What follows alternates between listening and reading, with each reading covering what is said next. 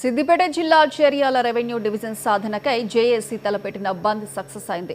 చేర్యాల, మద్దూరు, కొమరవెల్లి, దూల్మట్టి కేంద్రాల్లో అన్ని వర్గాల నుంచి మద్దతు లభించింది. నాయకులు పాదయాత్ర ద్వారా జై చేర్యాల, జై రెవెన్యూ డివిజన్ అంటూ నినాదాలతో హోరెత్తించారు.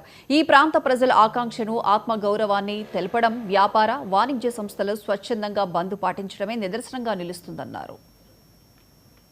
చేర్యాల ప్రాంత ప్రజల చిరకాల కోరిక, ఆకాంక్ష, ఆత్మగౌరవమే చేర్యాల రెవెన్యూ డివిజన్ ఏర్పాటే ఏకైక లక్ష్యంగా జేఏసీ ఈరోజు బంద్కు పిలుపునివ్వడం జరిగింది. ఈనాటి బందే వ్యాపార, వాణిజ్య సంస్థలు, పెట్రోల్ పంపులు, చిరు వ్యాపారులు అందరూ కూడా స్వచ్ఛందంగా వారే ముందుకొచ్చి బంద్లో పాల్గొంటున్నారు. వారందరికీ జేఏసీ తరఫున ప్రత్యేకమైనటువంటి ధన్యవాదాలు తెలియజేస్తున్నాం.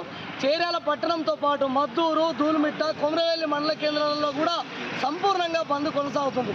ఈ బంద్తోనైనా రాష్ట్ర ప్రభుత్వం, రాష్ట్ర ముఖ్యమంత్రి వర్యులు రేవంత్ రెడ్డి గారు స్పందించి చేర్యాలను రెవెన్యూ డివిజన్గా ఏర్పాటు చేయాలని, ఇప్పటికైనా ఈ ప్రాంత ప్రజల ఆత్మగౌరవాన్ని, ఆకాంక్షలు నెరవేర్చాల్సినటువంటి ఆవశ్యకత ఈ ప్రభుత్వం మీద ఉందని సందర్భంగా తెలియజేస్తూ బంద్కు సహకరించినటువంటి వ్యాపార, వాణిజ్య సంస్థలకు అందరికీ జేఏసీ పక్షాన ప్రత్యేకమైనటువంటి ధన్యవాదాలు తెలియజేస్తున్నాం. చేర్యాలను రెవెన్యూ డివిజన్ ఏర్పాటు అయ్యేంత వరకు పెద్ద ఎత్తున జేఏసీ ఉద్యమాలకు శ్రీకారం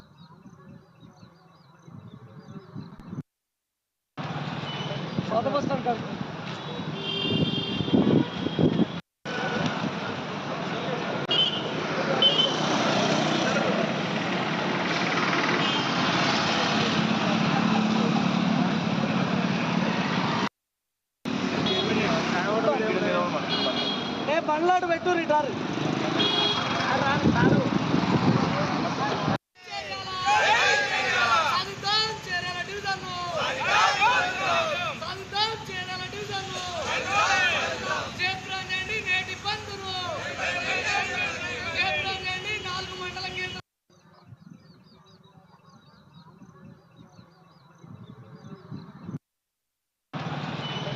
బస్ స్టాండ్